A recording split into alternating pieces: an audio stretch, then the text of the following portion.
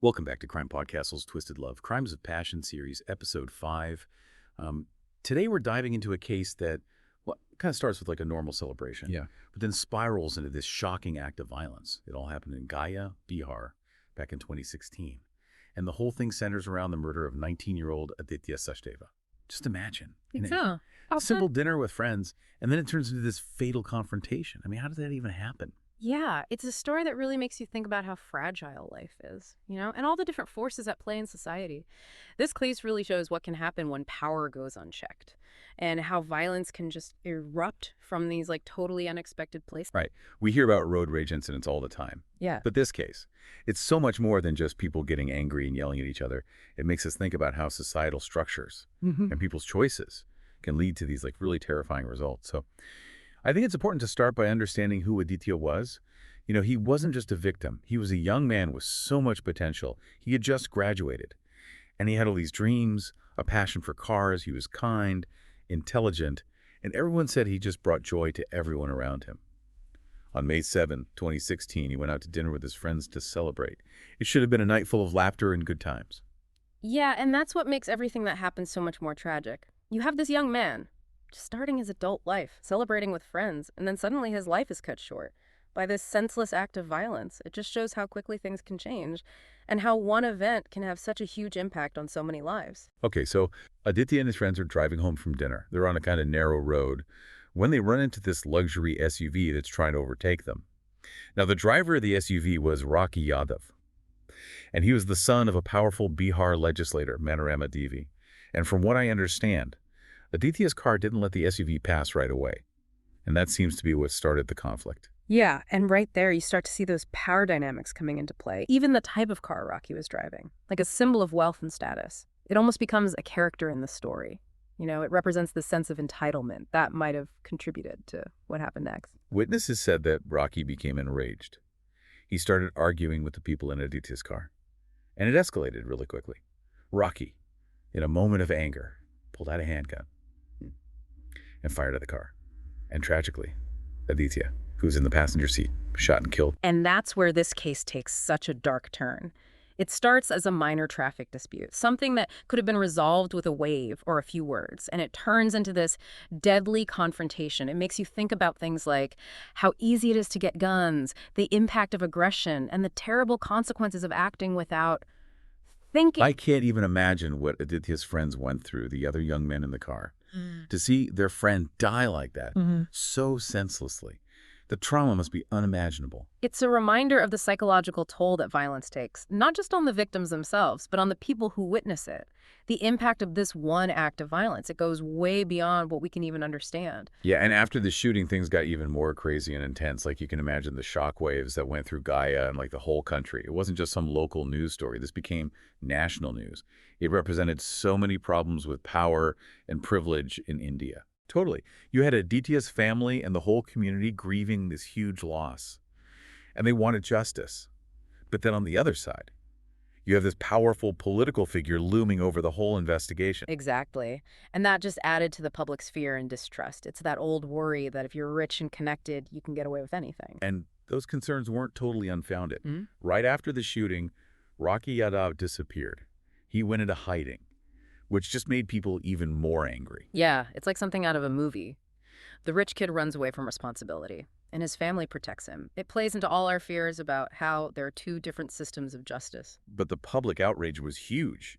There were protests everywhere demanding justice for Aditya, and the police were under a lot of pressure to do something quickly. And to their credit, they did find Rocky. He was hiding at his father's factory, and they found the murder weapon too, his own licensed handgun. It's kind of crazy to think about. This guy, used to having everything he wanted, suddenly he's facing serious legal consequences. Right. And then there was all the political fallout, too. Rocky's mother, Manorama Devi, she was this important legislator, and suddenly she was in the middle of this huge controversy. Yeah, people were calling for her to resign. They questioned whether she used her power to delay Rocky's arrest, or if she would try to influence the trial. It brought up this bigger issue about how the children of politicians often seem to think they're above the law, which of course makes people distrust the whole system. This wasn't just about one tragic event. It became a symbol of these bigger anxieties about power and privilege. Yeah, and then as the trial got closer, the whole country was watching. Everyone wanted to see if justice would prevail, no matter how rich and connected Rocky was. The trial itself was a media circus. Yeah. Every little detail was scrutinized by the public. It wasn't just about finding out if Rocky was guilty. It was about showing everyone that no one is above the law. It was about proving that the justice system could work the way it's supposed to, that even powerful people can be held accountable for their actions. So let's talk about some of the key things that happened during the trial. The prosecution had a really strong case. They had eyewitness accounts and forensic evidence. Aditya's friends who were in the car that night. They testified about Rocky's aggression, how the argument escalated, and that moment when the shot was fired. Their testimony was so powerful and heartbreaking, they had to relive this horrible experience in court, and they were questioned by the defense. But their stories stayed consistent the whole time. It shows how brave they were and how determined they were to get justice for their friend. And then there was the ballistic evidence, which was pretty conclusive. Right, just to explain, ballistics is about analyzing bullets and guns. And in this case, they were able to prove that the bullet that killed Aditya came from Rocky's gun. So the prosecution had a solid case. But of course, the defense tried to argue against it. Yeah, they tried to raise doubts about the eyewitness accounts, saying that maybe the witnesses were confused because of the trauma, or that their memories weren't accurate. They even suggested that maybe the shooting was an accident. But in the end, the evidence in the testimony from Aditya's friends was just too strong. Exactly. And after months of trial and all this public attention, the verdict came in 2017. Rocky Yadav was found guilty of murder, and he was sentenced to life in prison. It was a huge moment in the case. For Aditya's family and the whole community, it was a victory for justice. It brought some closure, knowing that the person responsible for Aditya's death would be punished. And it resonated with people all over India. It showed that the law could be applied fairly, even when someone is wealthy and influential. But even though justice was served, there were still these bigger unanswered questions. This wasn't just about one awful incident. It revealed deeper problems in Indian society. It forced us to face the fact that sometimes privilege can protect people from accountability, and that sense of entitlement can have deadly consequences. And that's what we need to talk about more. The Aditya Sachdeva case is an example of these larger societal issues that we can't ignore.